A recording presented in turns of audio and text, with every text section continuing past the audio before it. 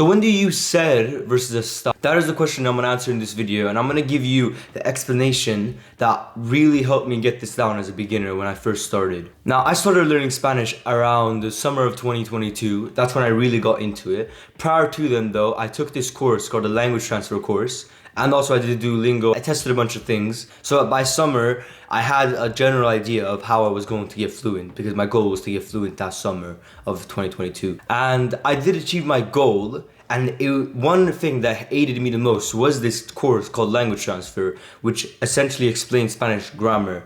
And I consider myself lucky because sort of in the beginning, I was explained this difference between ser and estar very early on.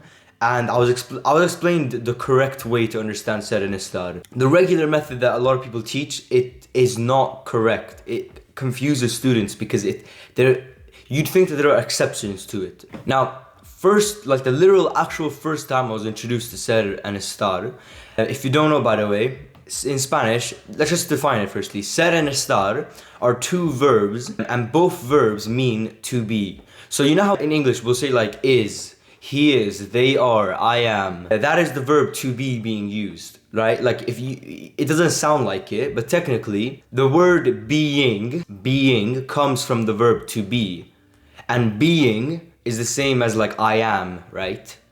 Because when you are something, you're being that thing. So this I am, they are, is, all these words, they come from the verb to be. And in Spanish, there are two words for to be. They're ser and estar. And they're used in different scenarios, different like situations, different cases. And so a lot of students in the beginning, they struggle with understanding which one do you use. I remember the first time I ever got introduced to this concept was in Duolingo. The reason I even started studying Spanish was, firstly, no one even cared about Spanish for a year. If you don't know, in Sweden, you get to pick between French or Spanish in 6th grade. So I picked Spanish because it was like my brother took, and that's what everyone else took. And it was also the easiest because everyone likes Spanish over French because it's way easier. So a year went by that, just Spanish, and no one cared about Spanish until there was a student in my class who started like a trend of almost studying Spanish in your free time because he got Duolingo and he started getting good at Duolingo. And he started doing like a little better than everyone else. Not like dramatically, but he was a student that wasn't really a good student.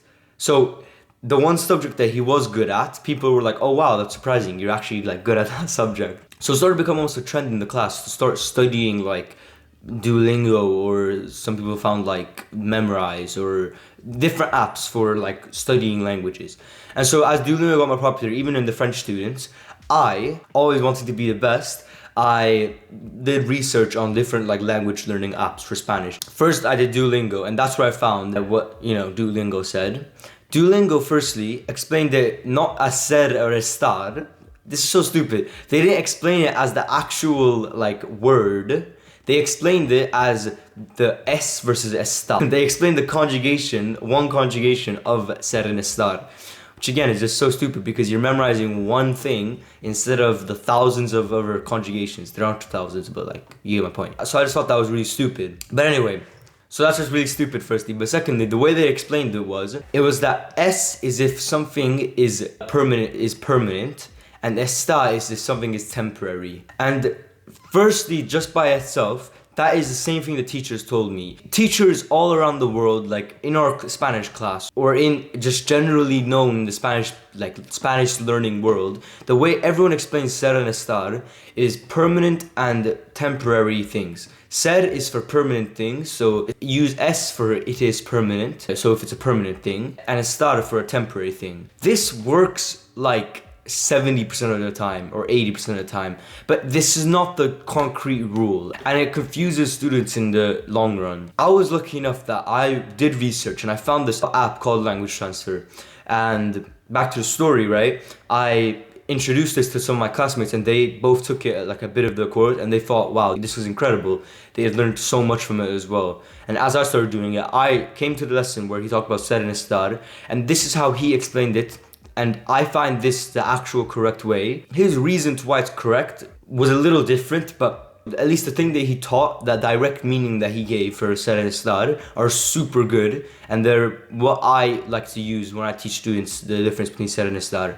This is a tiny snippet from my course, like from my Spanish fundamentals course, which I give on my clients, and if you're interested in that, you can just add me on Discord and you can just get it. So, in Spanish, when you use ser, then you're talking about something that is a characteristic, not a permanent thing, but a characteristic, okay? And estar is used for states, a state that you're in or someone's. And this completely makes sense because, firstly, a state, okay, is literally directly related to the word estar. You probably heard of United States, Estados Unidos. Estado is the past tense of estar, estado. Like you could say he estado, I have been. It's literally the same word. A state, it's the same word. So that's the first, like, the direct meaning. Also, a ser, okay, you can say un ser humano, a human being.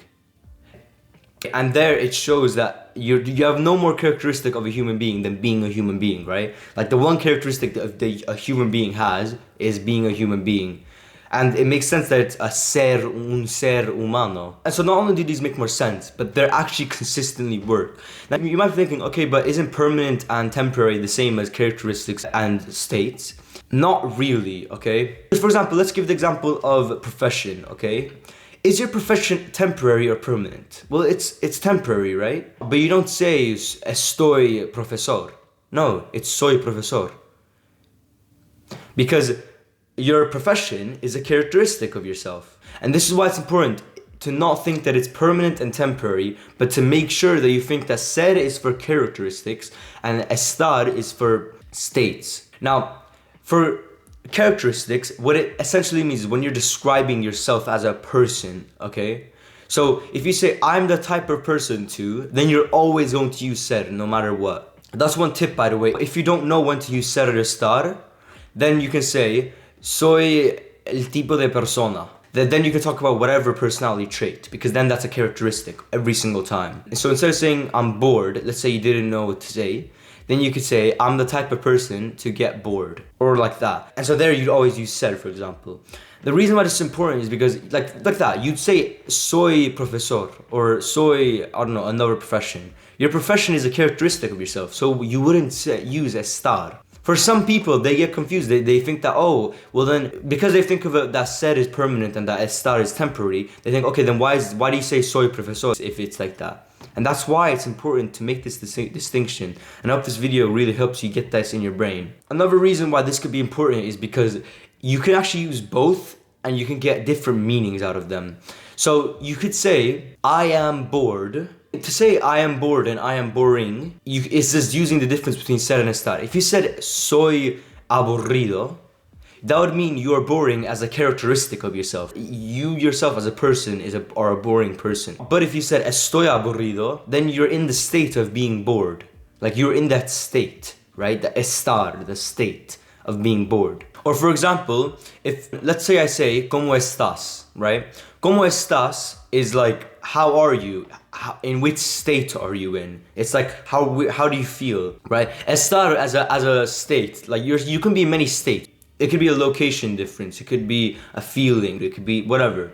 Just know that, because instead of memorizing that they're all four of these different like things that estar could be, just memorize that it's a state. And once you've got that it's a state that someone's in, it's as super easy. And even the word itself sounds like state, estar. It is state. It's the same one, estado, states. And the same thing applies for ser. Just know that ser is characteristics of a human, or whatever, and the voice crack. And estar is for states. I found that this works way better. If I said ¿Cómo es? That would be how is he? But it wouldn't be how is he in terms of like how he's feeling. It would be how he is as a person, because I used ser in that case. But if I said ¿Cómo está? That would mean how is he? Like how is he feeling? In what state is he in? That's the difference. There is also cases where it can mean different things. If you said soy bueno, it would mean like you're good at something, like you're good at it. But if you said estoy bueno, then it would mean that you're hot, like you're saying I'm hot. So Like there, be careful there. If you're in the state of being good, then it's the same as saying that you're hot. But if it's a characteristic that you are good, then it's a characteristic that you're good at something. That's the difference. I hope this video helped you, bro. Check the description and stay humble.